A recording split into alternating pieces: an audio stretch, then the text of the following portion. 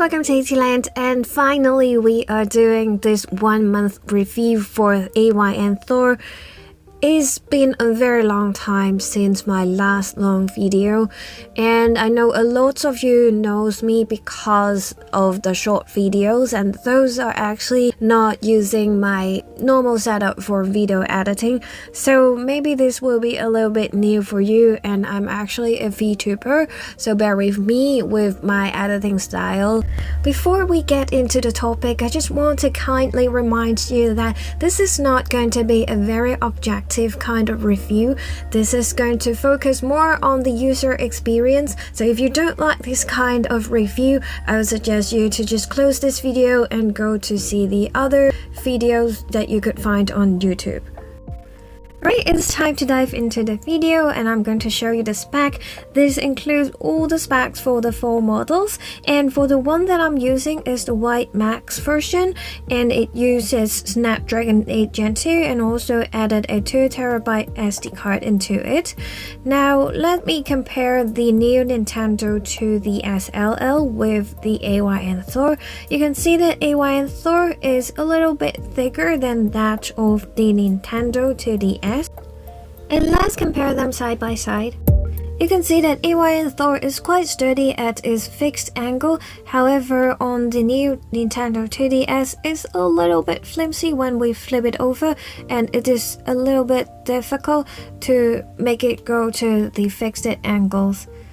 So I would say I'm surprised by the hinge and the screen angle of the AYN Thor, because I thought it would be a little bit more flimsy and so on, but it is actually quite good, and I personally love the second angle very much. If we compare them from the front, we can see that the top screen of AYN Thor is a lot larger than that of the 2DS, however the bottom screen is a lot more narrower. We'll talk about the screens in detail in a bit, and now let's take a look at the comparison of the buttons.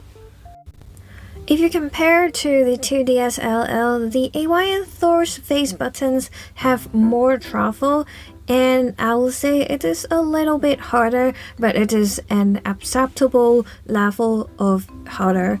And for the D-pad, although they have the similar kind of feeling, the AYN Thor is still a little bit harder, and obviously the joystick is having more travel comparing to the 2DS and is a lot better.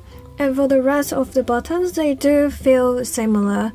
And now I believe we can take a look at the back and see the triggers. Obviously they are different kinds of buttons, and I prefer the buttons on the AYN Thor. And for the L2 button or R2 buttons, you can see that the travel is not that much.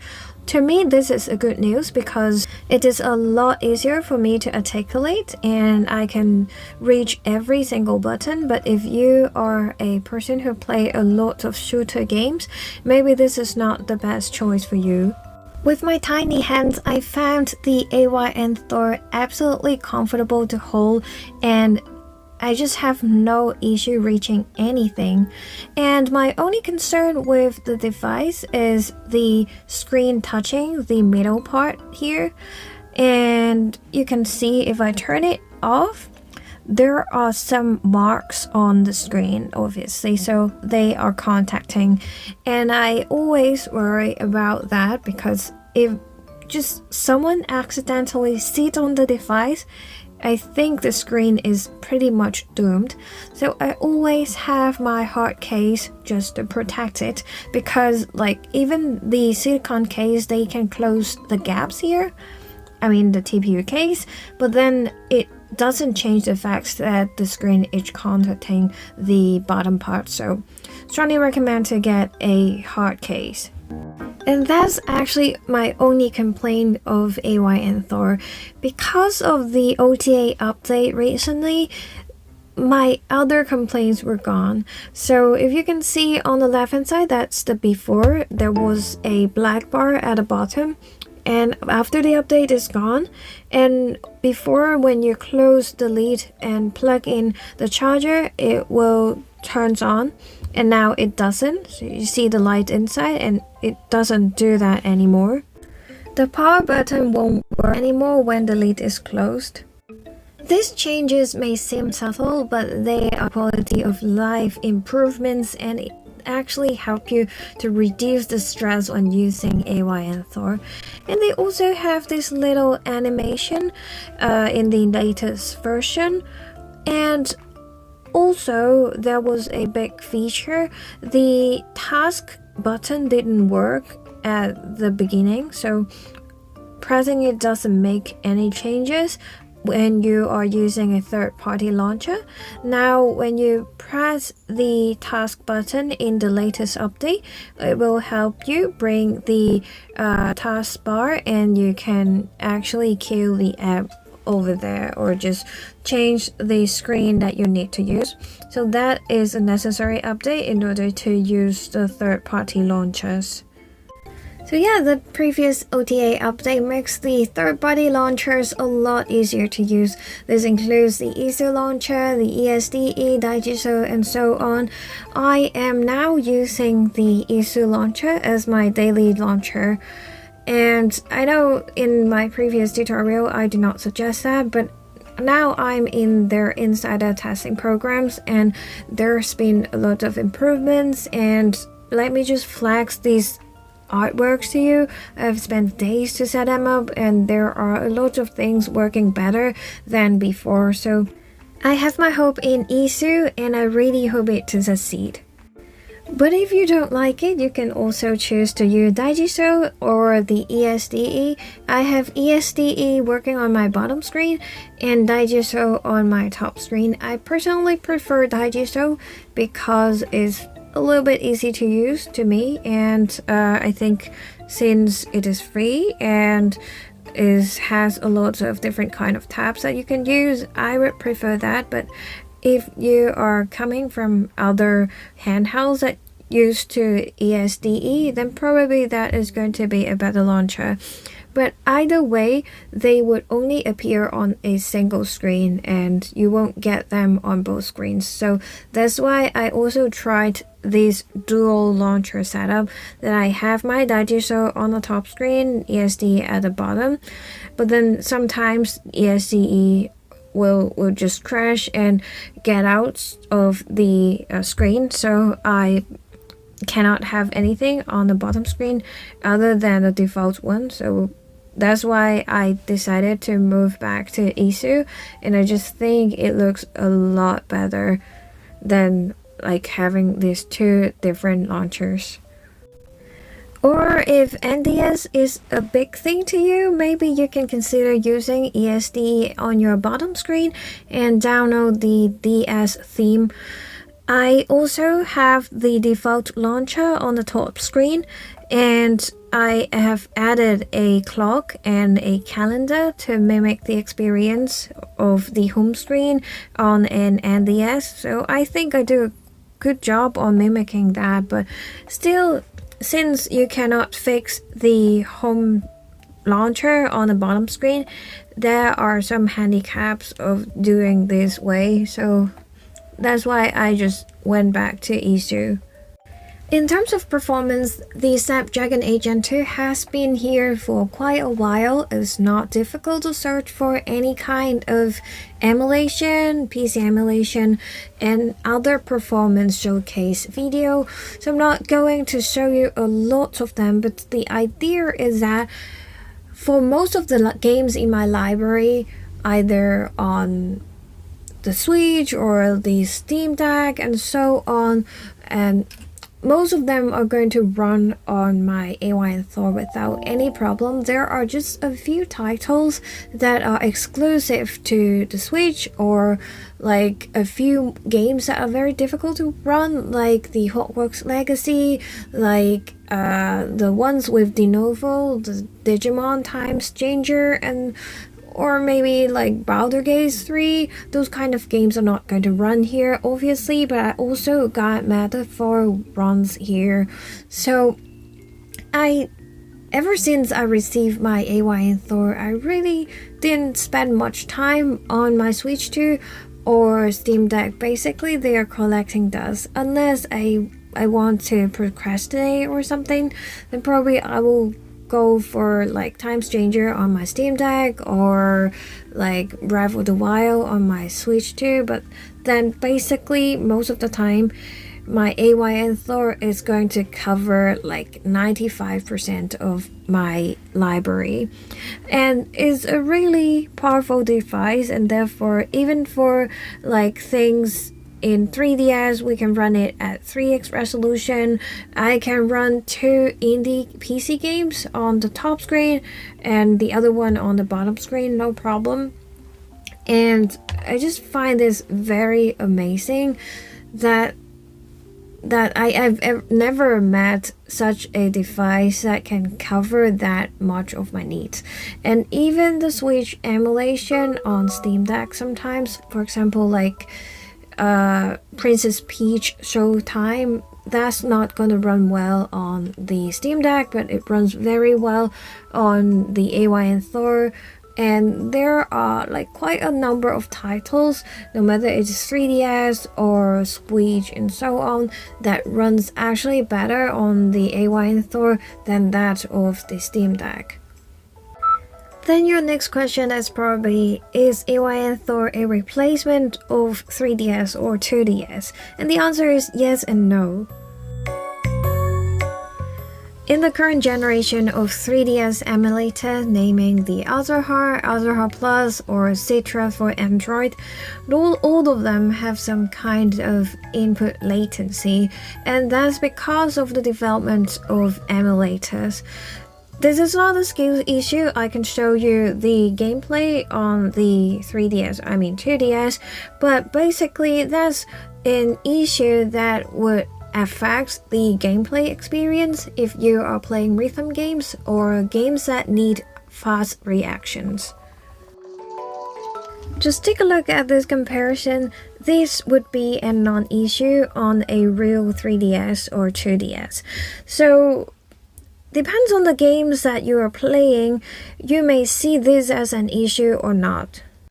And if those are not an issue to you at all, then I would say the AYN Thor is definitely going to bring a lot more onto the table than that of a 2DS or 3DS, even if they are modded. I have put some 4K texture mods on my AYN Thor and is running on 3x resolution, and you can see it is still running very smooth. And because of both OLED screens, it's gonna look a lot more pop on the AYN Thor than that of the original hardware. It's so funny that things look so washed out on the 2DS, but when back in the days when we were just using the 2DS or 3DS, it just doesn't look like it. So even if we are running such a high resolution and with the texture packs, it still runs very smooth, like almost identical. So I would say if this visual, like graphics, textures things are very important to you, it's definitely going to be better to choose an AYN Thor than buying a super expensive second-hand 2DS or 3DS. Apart from the visual improvements, the ability of multitasking also makes the AYN Thor standouts. I mean, the Pocket DS from INL is also going to do the same thing and is a good device, but personally just prefer the AYN Thor because it's smaller and I love that it is white. But just let's don't talk about that and focus on here. I can set up on the bottom screen and play a cozy game on the top screen. I can also watch like YouTube videos on the bottom screen and still play games on the top screens. It is not something that you could do on a Switch, on a Steam Deck, or any kind of Android devices, any Linux handhelds. No, you can't do that because you don't have two screens, but now we do, and it just opens up a lot of different possibility. And I have to say that when I set up my device, most of the time I just do the stuff on my bottom screen while enjoying stuff on the top screen. So sometimes, when you set up the device, it used to take time to load or to wait and to transfer stuff, it's gonna be a very long process and you do not have the chance to enjoy your device. But since there are 2 screens, you can do so. If you prefer, it can also be your ultimate brain rot device. You can watch TikTok on the bottom screen and play gacha games on the top screen, although both of them are not something I would do. Anyways, I'm not sure if there are crazy people like me out there, but I actually read books while playing games, the cozy ones of course. So with the use of Moon Plus Reader, you can actually use text-to-speech reading, and then it will just automatically read out the text at the bottom screen, so you can read or listen to the book at the same time while you're playing something on the top screen. So this is something that I like a lot about having a dual screen device. With all that being said, I believe it's time for us to draw a conclusion. So is AYN Thor an in-game handheld, and is it a replacement of 3DS? I would say yes to me, is absolutely yes to me. As I already said, I am not really playing my Steam Deck or Switch 2 a lot because of the arrival of AYN Thor, and it really does cover a lot of games that I have been wanting to play, I haven't finished, and you know, just stuff that I wanted to do but I didn't get the motivation because, like, for these NDS games or 3DS games, they just look a lot better on a dual screen device than that of a single screen. We have to admit that. And with the recent update of ESDE emulator as well as GameHub and all these turnip drivers that are available right now, we have come a very long way that most of the current generation games can also run on an Android device, no matter it's AYN Thor or not. Depends on the genre of games that you're into. For example, for me, I'm into RPGs and farm sims. These kind of games are very much playable on AYN Thor. In fact, like 95% of my libraries are playable on AYN Thor. If they are not playable on AYN Thor, I can just Steam Link it, stream it, or if they are like Switch 2 exclusive, I also have a Switch 2. So yes, to me, the AYN Thor is an endgame device, and I would say absolutely it is a replacement of 3DS to me. I know there are some people who love the 3D element on the 3DS, but as you can see, I'm using a 2DS. I just get motion sickness from like those 3D images, so that is not one of my concern. But if that's one of your concern, then probably the answer is no. But if not, obviously it is a really good device that brings a lot of added values to the table, and to me that is going to be the best handheld in 2025. If AYN release a Thor 2, would I buy it? Maybe yes, maybe no. We will have to see when that happens in this emulation scenario, how much improvements we have, and currently we are not fully utilizing the power of the latest generation of chip like 8 Elite and so on, and we see a lot of limitations with the driver's development as well. So I would say probably the current generation is the best chip that you could use is the 8 Gen 2 here, and I think if we compare the 8 Gen 2 to like 1 or 2 years back in the time, the Odin 2 did not perform as good as the AYN Thor right now, although they're using the same chipset. So maybe like 1 or 2 years later, if we have some improvements in the development for the Elite, so maybe we will get a better edition of AYN Thor. But currently speaking, I think this generation of AYN Thor can last for quite a long time, and I don't think we can finish all the games on it. by the time when there is a next generation released. And that's pretty much about today's video, and I will see you in my next video. Bye!